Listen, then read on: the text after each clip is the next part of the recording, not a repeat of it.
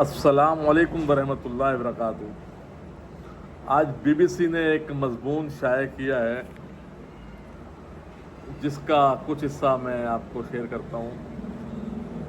تو وہ لکھ رہے ہیں کہ پاکستان میں تنخواہ دار طبقہ سب سے زیادہ ٹیکس کیوں ادا کرتا ہے، اور کہہ رہے ہیں کہ ملک کی معیشت میں زراعت کا حصہ 1/4 ہے، مگر اس شعبے سے ملنے والی ٹیکس آمدن نہ ہونے کے برابر ہے۔ پاکستان کی معیشت کا انحصار زراعت پر بھی کافی حد تک ہے، اور ملک کی 37% افرادی قوت زرعی شعبے سے وابستہ ہے۔ یہی وجہ ہے کہ پاکستان کی جی ڈی پی کا 23.5% زراعت پر مشتمل ہے۔ جہاں ملک کی معیشت میں اس شعبے کا حصہ 1/4 ہے، وہیں زراعت کے شعبے سے ملنے والی ٹیکس آمدن نہ ہونے کے برابر ہے، کیونکہ پاکستان کے آئین کے تحت زرعی شعبے سے حاصل آمدن پر ٹیکس لینے کا اختیار صوبوں کے پاس ہے، اور زرعی پیداوار سے حاصل آمدن ٹیکس سے مستثنیٰ ہے۔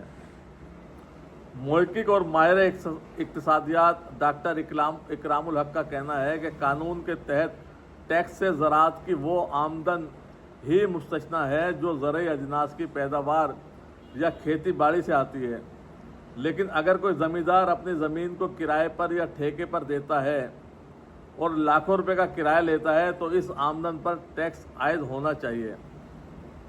ان کے بقول بڑے بڑے زمیندار اس رعایت کو جواز بنا کر ٹیکس ادا نہیں کرتے ہیں۔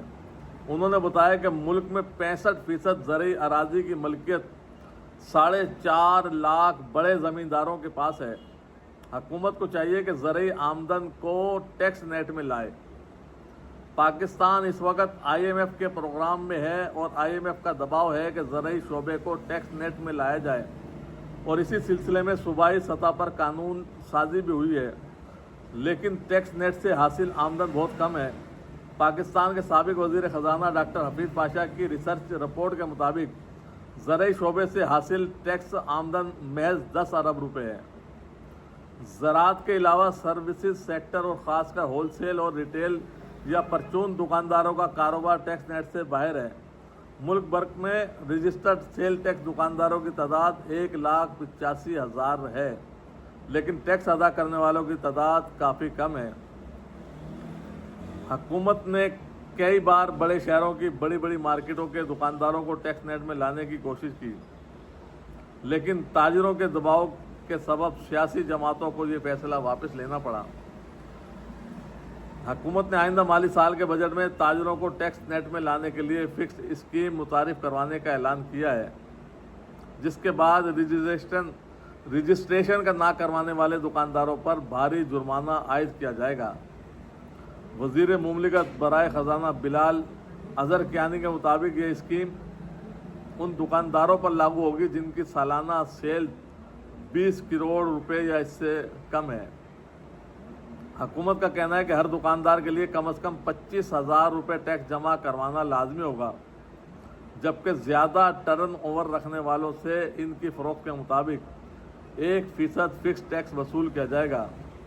ایف بی آر اس اسکیم کے تحت سادہ ایک صفحے پر مشتمل فارم متعارف کروا رہا ہے، جس میں دکاندار اپنی سالانہ فروخت کی تفصیلات درج کریں گے۔